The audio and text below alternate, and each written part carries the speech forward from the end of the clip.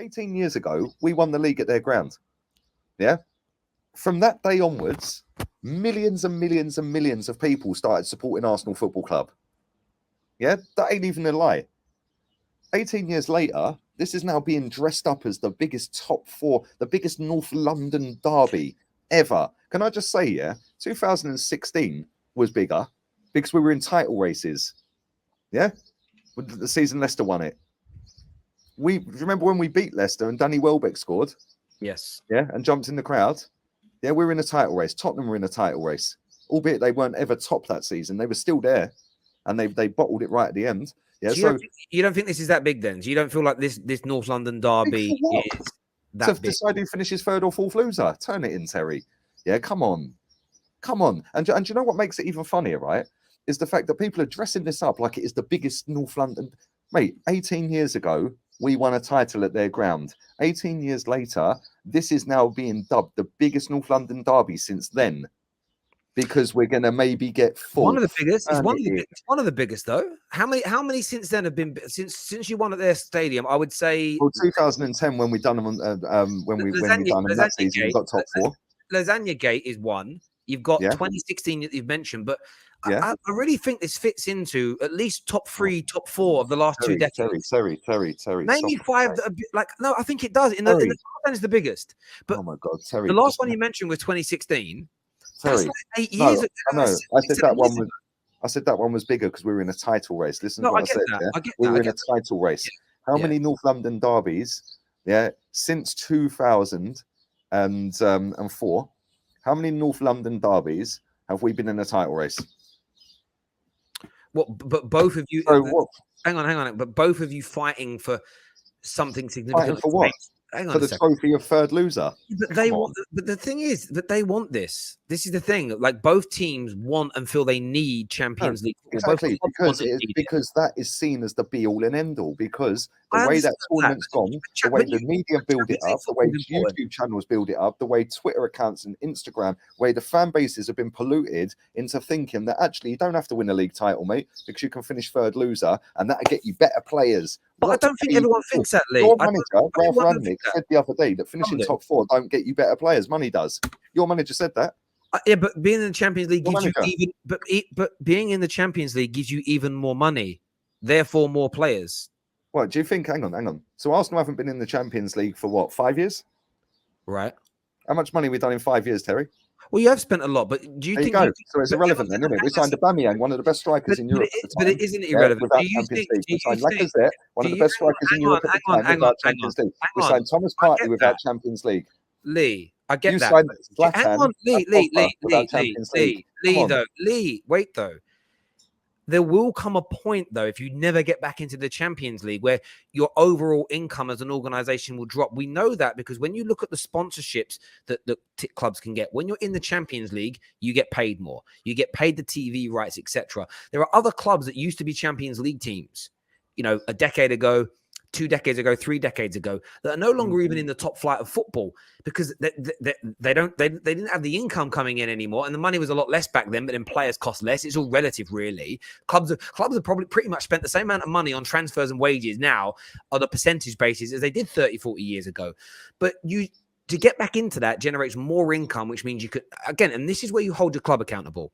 It puts you into the position to have. The reason I would celebrate it as an Arsenal fan isn't to lower the standards. And let me just put this out there from the start so I'll break this down. There are some deluded gooners that will celebrate getting top four like a trophy. And I agree with you, that's wrong. There are others, though, that are happy they're in it because what it's going to do, it enables them to hold the club to account more. And it should do this more because there is zero excuses to not keep spending. There is zero excuses in the Champions League with the income that comes with it to not renew. Say Saka goes to another level next year and he's scoring lots more goals, Champions League, Premier League. And we already know that Liverpool and the like are looking at him. If you've got the money, there is no excuse to allow your best players to leave based on we don't want to pay him that much money. Fantastic point. Fantastic. Great. Super fan Dozy. Explain to me why Van Persie went to you lot. Explain to me why Nasri went to City. Adebayor to City. Exactly. You're proving my point. To Barcelona. Because if we're in that Champions League, Terry, that's the be all and end all. When you can attract everything, you get more money, you can keep your best players. Why do we keep selling them then? Because exactly the point. exactly my point. No, you just said that you can sign them No, up. There's no reason not to keep them. no, exactly. There's no reason not to. No, exactly. You're proving my point. There's no reason not to keep them. The reason that you didn't keep the Van Persies, the reason that your players left for 10, 15 years under Wenger was two reasons. You didn't show the ambition to actually try and... Ambition. Let me finish my point. I'm agreeing with you, but you're not I'm getting get a beer. I'm listening. I'm going to go and get a beer. The point is, there is no excuse to not renew these contracts. There is no excuse not to keep your best players at your football club. The reason that the likes of the Van Persies and a lot of these other players left, they will say it was to win trophies, but it was also partly to be paid the going rate in the market. And if Arsenal would have paid Sami and Nasri, at the time, Sagna, Clichy, Van Persie, Fabregas, if you'd have paid them the big bucks and spent that Champions League money in the market and bought the right players, more of them would have stayed. And that's what I would say here. You actually should use this, Lee. I'm giving you advice here. You should use getting into the Champions League as a bigger anchor and as a bigger platform and foundation to push the need for the standards to be raised, because there's zero excuses. So When you're out of the Champions League, you just mentioned a minute ago about money, yeah? When you're out of the Champions League, people can give the excuses. When you're in it, there's none left. This should be an Arteta outers wet dream, because there's zero excuses now. I can't wait. He's getting passed around like a peace pipe next season, mate. Yeah, it wouldn't surprise me if he does get sacked, because he's barely struggling to get into it now.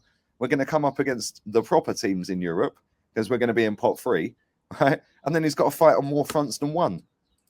He's struggling as it is. And you just mentioned a minute ago, which I'm going to rip you apart for now. You said, but they left for ambition and to get paid more money. Yeah. You just also said that we were earning more money by being in the Champions League. And let's be real, we were in the Champions League every year. Yes. Yeah, every year for 20. Not 1 year, not 4 years in a row and then out for a year, not 10 years in a row and out for 2. We were there every year, right? Yeah. So why did Nasri go to Man City? I'll tell you why. He knew he was going to get paid handsomely anywhere, whether it's Arsenal or anywhere else. But he wanted to win a title. Why did Van Persie leave Arsenal? Well, we now know it's because they never showed the ambition. He said it on BT Sport. Adebayor ran the whole length of the pitch after scoring a goal to get pelters from our fans, right? He then does a 20-page spread in one of the newspapers saying that actually I came into training after being 34 goals or whatever it was the season before. And Wenger said, we're selling you to Man City. He said, boss, I want to stay. He said, you either go or you're in the reserves. Right? So then, hang on. I would not have believed that until Van Persie come out years later on BT Sport and said pretty much the same. Yeah, I wanted them to match the ambition. I wanted to know where they were going, and then they never offered the deal. Yeah, so when people sit there and say Champions League can attract better players, Champions League, you can keep your players. Yeah, that's cool. That's great. Should we have a look at what we attracted and what we kept then? Granit Xhaka. But Lee, I'm agreeing with you. This is but you're not though, Terry, because you say you are and you're not. You are and you're not. Yeah, you are. You are in a way, but at the same time you're not. Yeah, because you're saying that being in the Champions League gets you more money. Yeah, of course it does. Okay, but Arsenal have actually signed some better quality of player by not being in it. Ironically, what you sometimes get is you get that knee-jerk reaction. But I think where you're missing my point is that there are no excuses now to not maintain the talent that you all rate and to go out there and buy more. For 20 years, Terry. Exactly. But my point is not forget 20 years. Look at now. People are saying no, Terry. Not look at just now. You have to look at the previous, because I'll tell you why. I'll tell you exactly why. No, I'll tell you why. Yeah, because the previous was, but we're in the Champions League every year. Yeah, all puffing our chests out. Oh, look at us. Yeah, Arsene Wenger, keep him in a job. Yay. Look at what he's doing. He's paying the stadium off, which was another lie, by the way. Yeah, because getting in the Champions League covered the 20 million quid it cost every year to pay it, because it was on a 25-year mortgage, which the Cronkies refinanced into their own name in 2018. Yeah, so that was another lie peddled out by the mainstream media. And I swear he was getting a percentage of profit on player sales. Because there's no way you're selling all of them players, mate. Well, a lot of managers in that era did, to be fair. Look, bro. I know Sean Dyche was. Well, yeah, but let me say this, very quickly, right? Go on. I left my lighter inside. Let me say this very quickly, right? We have. I want to ask you a question, right? In the 20 years that we were in Champions League, week in, week out, every single season. Oh yes, St. Tottenham's Day and all that crap, right? 20 years in the Champions League, right? And listen to the way I asked this question, because the chat. You need to listen to this as well. How many players did Arsenal sign, and on the day that they were signed by Arsenal, they were already world class.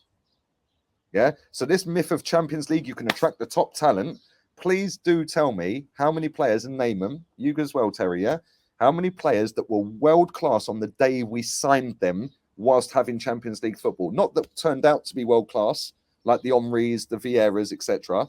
Players that were actually world class on the day we signed them. I understand. Tell me how many. I understand that. That isn't my point. Like you are missing. No, that's my point, because this is the myth, Terry. The myth is you get Champions League, you can attract the top talent. Rubbish. Well, exactly. Again, you're missing my point. Maybe because you're just not letting me finish, or you're not listening to it. I'm stating that these are the things that are being said, claimed by the club, by the media, by the blue ticks, and everything else. Well, hold them to account then. I think I'm just saying to you, you're missing an opportunity here to use this against them as then we should have no excuses. Arsenal, the reason you fell apart. I'm going to sit on the beach all summer and wait for us to do nothing all summer, really, and then watch it all capitulate. Mate, let me just finish my point, though. What I'm saying is this. You getting into the Champions League is better for you as a football club. You getting into the Champions League gives you the additional money, additional resources. How you then use that, how you then progress from that, what you do as a football club is where the proof's going to be in the pudding, which is why I'm not saying that Arteta is the new Messiah. I'm not saying that any Arsenal fan should be getting behind the Cronkies right now, because you've done very little in the grand scheme of things. You might be in the right level of trajectory. You might be moving in the right direction in some people's eyes, but you've got to wait until you get to that end result. And the little examples I would look at is this. In 2 years' time, let's see where the Sakas and the Smith-Rowes and the Martinellis are. Any player that progresses to a really high level within your team, will your club pay them the readies and the money to stay? And in doing that, what it does, it sets the precedent. So now we can go back to history. I believe if you were paying your stars the right amount of money, and the one thing that Wenger got wrong, and I think they were wrong for doing this, you bought some brilliant players before they were world class. Henry's, Emmanuel, Vieiras, class, mate. These guys ruined parts of my childhood at times. Great footballers. The difference was when you need, this is about, we're going to get onto this with the Chelsea conversation. There's always a moment in football where things have to evolve. And I remember that the pundits talking about this, journalists and fans at the time, there was just almost this element of, I know Wenger likes to buy a young player for 5 million and turn him into at the time, 30 million pounds, a lot of bloody money, but turn him into a valuable world-class player. But football started to shift, especially when Chelsea got their money because of what they were spending. And it got to a point where what Arsenal sometimes needed to do was go out and try and buy the best striker in the world. One of the best. The problem is when you have a Vieira and you have an Henry and you lose them both, even if you do get the next Henry and Vieiras, it might take you 3 or 4 years to raise your levels. Man United went through this. We should have replaced Paul Scholes 4 or 5 years before he retired with something. Retirement. We should have replaced him with even not Paul Pogba. Pogba should have been given the game time. We should have replaced Scholes, Rio, Vidic with world-class players who were world-class at that time. That's the only way you maintain the level. And we didn't do that. We tried to develop Phil Jones and Chris Smalling, and we turned down signing Sergio Aguero because he wasn't. The Glazers didn't value him as value for money in the market. That was us scrimping and scraping. We started doing exactly the same type of things of Arsenal. We still spent more, but we were on the same thing where we were eroding our past and we were damaging the squad in the longer term by cutting corners and being cheapskates. My point now is, there is still a possibility that Arsenal do that again. I think you feel that there will be. 100%. The point is, with the way that the fan base and the media are building this up, the difference in this era compared to all the previous ones, I know why you're angry, because you remember all these lies. You remember them saying, we're not renewing the contracts at 300 grand a week because we're paying the stadium off. You remember all these lies, which is why you're not buying into the PR now. But this is your opportunity as a content creator around Arsenal primarily to use the lies of the past and hold this new project up to those standards. So when you've got Champions League, I've been doing for 2.5 years. No, I get that, but now you're in the Champions League. If it goes the way we're not in it yet, by the way. Okay, when you get into the Champions League, there is then nowhere for anybody to hide if you guys start treading. No, but there will be, Terry, because I'll give you an example. There will be. There won't be. There will be, and I'll tell you why. Because if we finish 6th this season, we're not going to. Nice. If we had finished 6th this season, it would have been with us an improvement on last season. David Ornstein's already put out there and sat on Sky Sports News saying that Arsenal are ahead of schedule if they get top 4. Right, so that's the ambition straight away, is just get top 6. They offered him a new contract, he signed it whilst in top 6. Can't finish lower than 6th, right? So now we get Champions League. We're not going to be shopping in the top tier, otherwise we're going in for Erling Haaland, right? So we're now going to be shopping in a tier lower down. So now we're not going to be able to attract top talent then, the top talent, right? So now we're going to go in the Champions League. Let's say we get knocked out in the group stage and end up in Europa League. Oh, well, it's the youngest squad in the Champions League. And it's going to be rinse and repeat. Yeah, let's say we get knocked totally out the Champions League. Oh, well, again, it's the youngest squad. And, you know, it takes time. It's the first season back. What a load of cobblers, mate. Again, so again, on that point there, this is, again... Let's say we get out of the group hang on, get to the 16. Hang on, but this is again. But again, this is where it's about being smart in these conversations. So if you don't buy any experience, if you don't add proper quality to this squad now, and people say, yeah, but it's a young squad, my argument to them will just be, then why aren't you angry at your football club for not adding that quality? So when I had this from my friends at Agunas 10, 15 years ago. Oh, you know, you didn't challenge the title this year. Yeah, but how are we meant to when Henry and Vieira are gone, we ain't replaced them? And I'd be like, yeah, but you're almost using that as an excuse and not anger towards your club. And for me, it's like when we lost Cristiano Ronaldo and replaced him with fucking Obertan and Michael Owen, I was fuming because it was, hang on, this isn't right. And that's the one thing I'm intrigued to see from Gooners this year, especially the TPFs, the toxic positivity fans. Will they actually start to hold their club to account or not? If you don't, we've already seen they're not. They're happy and over the moon that El Neni's getting a new contract. Eddie's signing up. Like, come on, Terry, man, you're trolling.